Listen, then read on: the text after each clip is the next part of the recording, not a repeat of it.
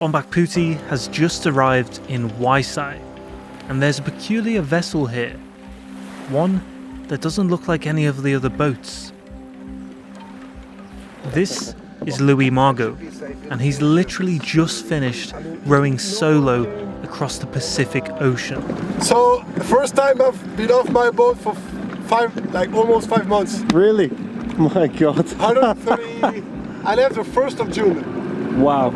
1st of June I left, I like this, the engine. Yeah. Naturally, we figured he'd be a bit hungry, so we invited him on board for a bit of lunch. Oh, amazing, thank you very much. Okay, enjoy. Thank you very much.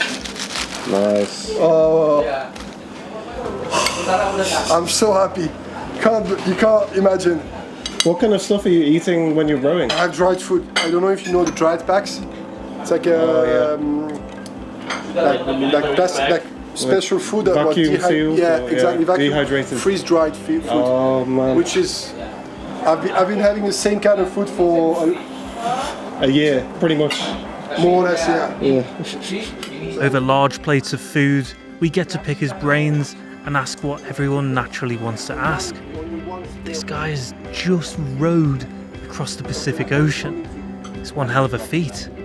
So simply, I'm Louis Margot from Switzerland, from the French part of Switzerland, and I'm attempting to go around the world human-powered, trying to break the world record, which is 5 years and a half. And basically cycling and rowing around the world. I'm now over half of my project, so I started in Switzerland, where I cycled to Portugal, then I did the Atlantic on my rowboat to Colombia, and then cycled again to Peru, and from Peru I rowed here. Basically sum it up very quickly. Yes. I did Switzerland to Indonesia now, 100% human powered. So when we just met you over there in the bay last night, you had just arrived here just then? Yeah, I just arrived. Wow. How did that feel to cross the Pacific and make it here? It doesn't feel like it's me. Honestly, it's just you build another self inside, because it's just too hard to cope. So when you're out there, you just forget. I don't know how long we have, but the psychology of it, you basically go in a state where you forget. Louis Margot was not here anymore, was not there anymore, and I had to just be with the elements, and you disappear yourself. You just go somewhere else. And when you do solo crossing, it's the only way to cope with it. Took me a long time to well, not master, but discover. On the Atlantic, I suffered a lot because I was not able to go in that zone.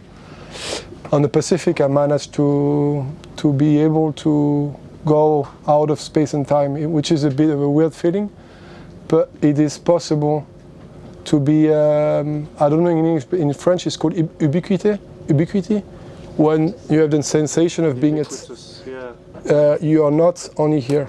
Yes. And feeling a permeability with space and time, and which is a really weird feeling. Yeah. And you're not only here; you're a bit of everywhere, and also in time, lost. Mm-hmm. So how does it feel? It must be quite strange to be coming here, sat on this boat, suddenly surrounded by people again, socializing and talking. Yeah, it's very weird. Yeah, it's very weird, and I've come to the point where I don't know what's normal anymore. Yeah. Is it normal to come back on land? Or is it normal? I had this sensation when I went back again on the boat after my stop in French Polynesia, where I was like, am I going back now to my normal life, or am I living my normal life? Yes. Yeah. And but it's amazing to be here, and thank you very much for welcoming. But yeah, you just really, you have another world in your mind, which is deep blue, the sky and the animals, and you forget about the rest. Yeah. And it is the most amazing sensation. It takes many days. I would say it takes at least 30 to 50 days to reach this distance. It must be quite humbling to be such a small little boat on your own, just in the middle of the Pacific. I can't imagine it really. You start to respect nature. Yes. And the elements, and also that you are nothing. Yeah. Everything we speak about here, it is a creation of our mind. Yes. Politics. Yes. Everything is a creation. We invent this, but it doesn't exist. In the end, when you're out there, it just doesn't exist anymore. Even like, you distance yourself from everything, and cutting communication is a very, very hard to do. But it's I would never feel as good as, I mean, I had the best and the worst time of my life. The worst time where you have both. You need to go through the worst to get the best. But yeah, on the Pacific, I definitely had Atlantic was very tough. I didn't enjoy it as much, but Pacific, with experience, you manage to basically be in the zone. Yeah. The zone is you just forget about time and space. It doesn't. Yeah, it's amazing. Can I ask? So why are you doing this? Is it like just personal projects, like an impulse that you decided I'm going to do this, or is it for human charity? Or human impulse. I see on the T-shirt. So. It is a personal project, which took many years to think about, and it's not like one day I woke up and I wanted to do this, but it is a personal challenge, but also coming to the realization that many people, and also myself included, we are nowadays in a society where things don't make sense as much as I think in the past, where you had to fight for things. And I wanted to push myself. I was a rower before, so I was in competition and I was pushing myself. And I thought, okay, I also want to go around the world. And then I sort of, many years went through and became this project. And how can you go around the world the most difficult way? And basically rowing and cycling, I mean, human powered, is a challenge. And also I read the books about the first person who did it, British guy, took him 12 or 13 years. And then it was considered the first human powered circumnavigation of the world, but was not considered solo because he was on the boat with another person. And then the record was beaten solo by American Turkish, 5 years and 11 days, and trying now to beat it. So in this very small cocoon of people who do that, we are maybe 5 or 6 people who are like doing that kind of stuff. Wow. And I'm trying to beat the record. And but it's a self-transcendent experience to be shared with others. Yes. Basically. Did you say you're the first Swiss to row across the Pacific? Pacific, I'm the first to row the Pacific, yeah. Nice. And very proud for my country. Atlantic, I was not the first Swiss. But yeah, the Pacific, I'm the first Swiss to ever row. And from South America to Asia, the second ever to row, like any country. That's amazing. You should be proud. Yeah, thank you. And going forwards, what's the plan to get back home? What's the kind of... So now the first plan is to rest. I've had a long way now. I must recenter myself and get some new batteries because I was really dying there. In my head I wanted to go to Bali in one go, but I just couldn't. It was too hard. I was at the end of my limit and I thought, okay, I'm not gonna just destroy myself. I'm gonna make a break. So the aim is to try and go to Bali before the monsoon is too bad, because the wind are gonna come back. Hoping the currents will be with me. And from Bali, I will ship my boat back and cycle and do some kayaking between the islands. Wow. To Singapore, and then it's from Singapore it's only land back home.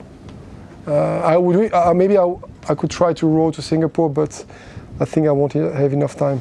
Yeah. I would have to wait for April or May next year for the wind to turn. So, but yeah, and then it's 15 to 20,000 kilometers. But honestly, the end of my challenge is Singapore, because the bike is hard, but You know when you're in the thing is that when you cycle, even if you do 300 kilometers, you finish your day, you go to bed. Your bed doesn't move. You don't need to worry about the other boats. You don't need to worry about the conditions. Even if you sleep in the dirt, the land is not moving. There is no big ships coming towards you, and it never ends on the ocean. That's a really good point. Yeah. And then China. Well, basically Singapore, Thailand, China, going up to Kazakhstan, and then trying to get back to Europe, and then Switzerland. Nice. My goal was 3 years, so it's still doable. Yep. So from 5 years, the record 3 years. I hope I will make it, and then if it's another 6 months or a year. Awesome. Good luck, man. Congratulations for everything you've done so far. Thank you very much. It's very cool that we managed to meet you here. Very happy. Nice. I hope my boat is still here. I see my boat. I was worried because it was hidden behind the boat.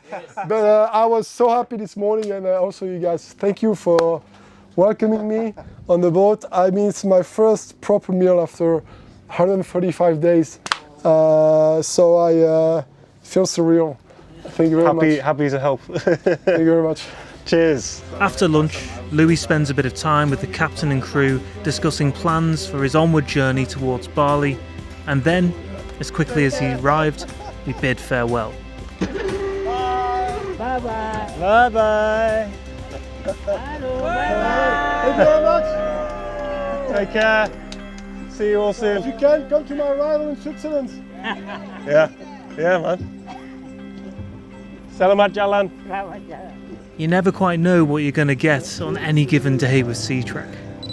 To find out more about Louis' epic journey and to follow him as he heads back home to Switzerland, you can follow him on Instagram at @human_impulse or check out the website www.humanimpulse.ch. To discover more, head to SeaTrekBali.com.